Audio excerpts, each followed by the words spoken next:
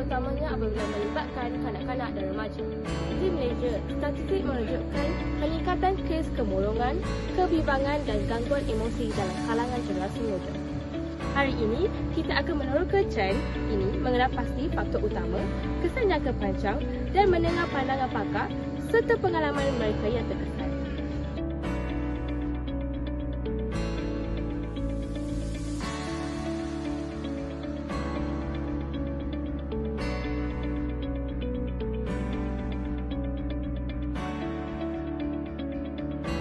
Menurut Kementerian Kesihatan di Malaysia, kes masalah kesihatan mental dalam kalangan remaja meningkat setiap tahun.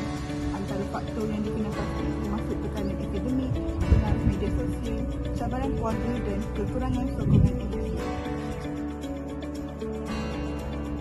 Faktor-faktor seperti tekanan akademik yang tinggi, cabaran sosio-ekonomi, penggunaan media sosial yang berlebihan serta kesan pandemik COVID-19 menyumbang kepada peningkatan masalah ini. Untuk memahami lebih lanjut, kami bertemu dengan Dr. Sarah, seorang pakar psikiatri kanak-kanak dan remaja. Assalamualaikum dan salam sejahtera. Saya Nur Iftiana dan bersama saya Dr. Sarah. Saya akan bertanya beberapa soalan tentang trend masalah kesihatan mental kanak-kanak dan remaja di Malaysia. Dr. Sarah, boleh Dr. jelaskan tak sedikit mengenai trend peningkatan masalah kesihatan mental dalam kalangan kanak-kanak dan remaja di Malaysia, dan apa faktor utama yang mempengaruhi trend ini?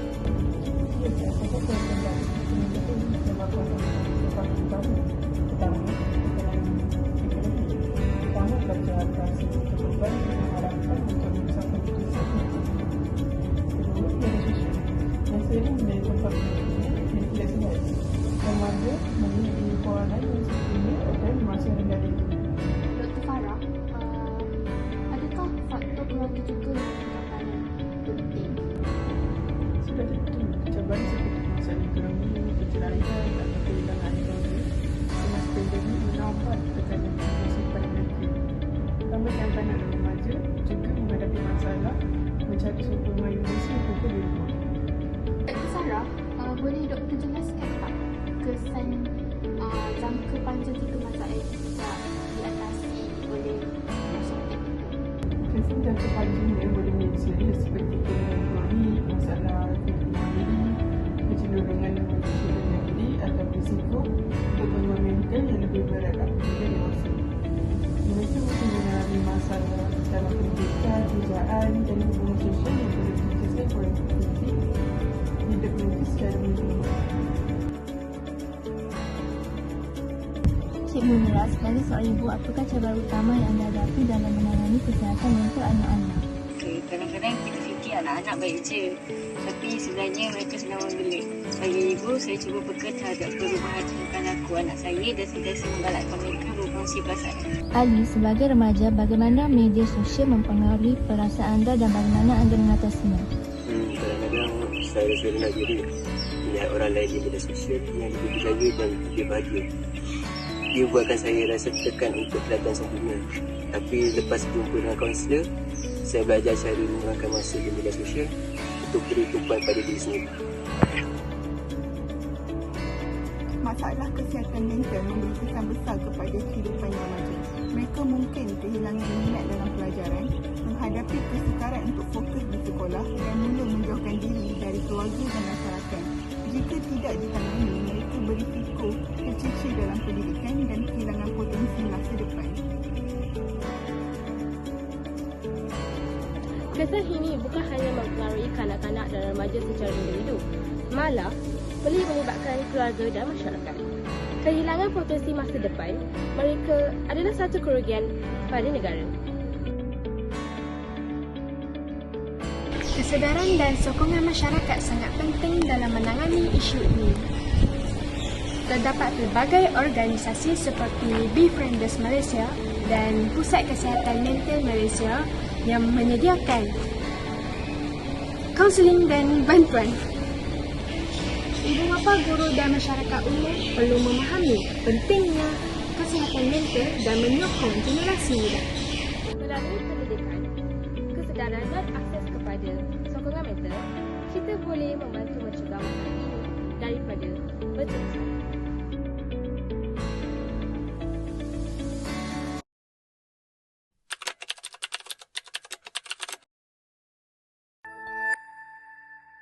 Dalam pada itu, seramai 424,000 kanak-kanak di negara ini dikesan mengalami kesihatan mental sepanjang tahun lalu. Angka itu berdasarkan Tinjauan Kebangsaan Kesihatan dan Morbiditi NHMS dilaksanakan KKM dengan trend dilihat semakin meningkat pasca COVID-19. Mereka ada permasalahan dari sudut sepertilah yang kita telah dibagi tahu, khususnya mereka-mereka yang berada ataupun duduk dari kalangan keluarga B40 yang kadang-kadang emak dan ayah terpaksa keluar bekerja dan mereka ditinggalkan di rumah ya. Jadi ataupun juga ada juga faktor-faktor dari sudut yang arah remaja ni kadang-kadang ada masalah relationship dan sebagainya. Ketua-ketua jabatan dan wakil. Tambahnya, KKM akan melakukan beberapa intervensi serta kerjasama dengan agensi lain khususnya berkaitan kanak-kanak termasuk Kementerian Pendidikan. Masyarakat juga disarankan mengambil peranan tentang kesihatan mental dan bekerjasama membantu kerajaan bagi menangani isu berkenaan.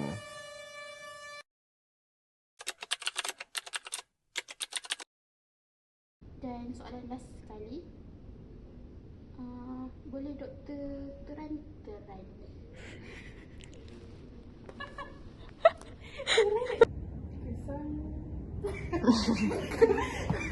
Tadi dia salah kan? Kalau tak sedia pun nanti aku cut je. Faktor-faktor seperti tekanan akademik yang tinggi, cabaran. Tak apa, cut je ni.